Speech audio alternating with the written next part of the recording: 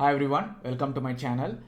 In this short video, I'm going to explain about why I use momentum as a factor and why buying high and selling higher is way better than buying low and selling higher. So the traditional approach or the most of the beginners, they start with a mentality or with a mindset that they have to buy stocks at a very low price and then sell it at a higher price. Whereas most of the professional traders or professional investors, they try to buy, or especially those like momentum investors or growth focused investors, they tend to buy stocks at a high price and then sell it at a even higher price. So this is what we are going to cover in today's video. I'm going to use Palantir as an example of a stock to show how buying high and selling higher is way better than buying low and selling higher. Now, if you take Palantir as an example, the stock took 433 days to give a return of 365%. So that's more than a year. More than 1.5 years. So as you can see from here, it took 433 days to give a return of 365%. Whereas if you see the recent move after it came out of the base breakout, or if you have been running momentum scanners, you would have picked up this Palantir in your either 3-month look back period or 6-month or 12-month. The Palantir would have definitely been one of those stocks in the momentum scanners because it has given a strong momentum in the last few months. So you can see that buying higher and selling higher, it gave around similar like 256% return within 154 days. So this is one of the reasons why I prefer momentum as a factor for investing, as well as I prefer this mentality or the mindset of buying things high and selling even higher, because there is plenty of academic research suggesting that buying stocks at a very low price or buying a stocks at 52-week low does not work, because there are not many stocks which trade at low prices tend to turn around like Palantir or any other stock, because most of the things that continue to go down will continue to go down. So we do not have an edge when we are trying to fish, like when we are doing bottom fishing, like when you're trying to look for stocks at a very low price.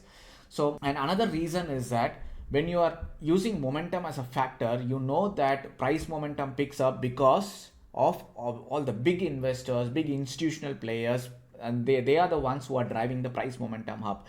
So when you have the buying interest, when we have big investors pouring millions of dollars behind that stock, these will be picked up in your momentum scanners, and you can buy things at a high price and sell even at a higher price, which is the mentality or the mindset that momentum investors and momentum traders have. So this is just one example. You can and other reason is that there are not many stocks that turn around like Palantir or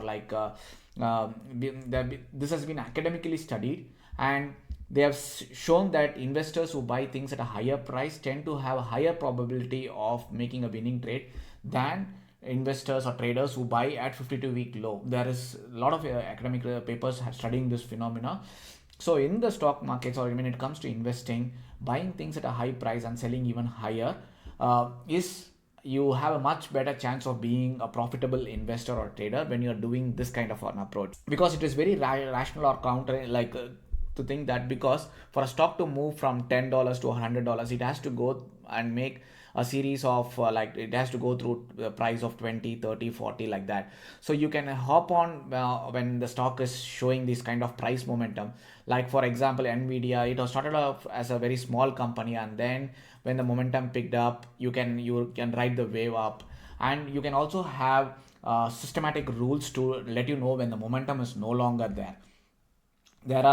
This can be easily studied as well as quantified using simple mathematics, and you can know when to exit out of a stock as well, or when to you exit a stock using relative momentum or using absolute momentum.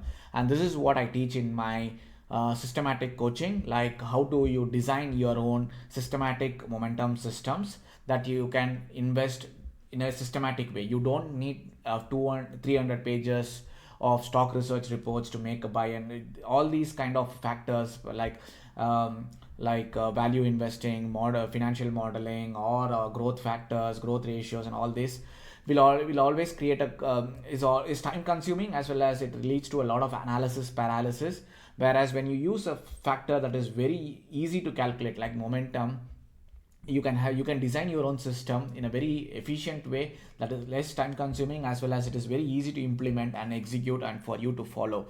And that is what I wanted to convey in this video. Hope you like this video. Please do consider subscribing to the Just channel if you found some value. Thank you for watching.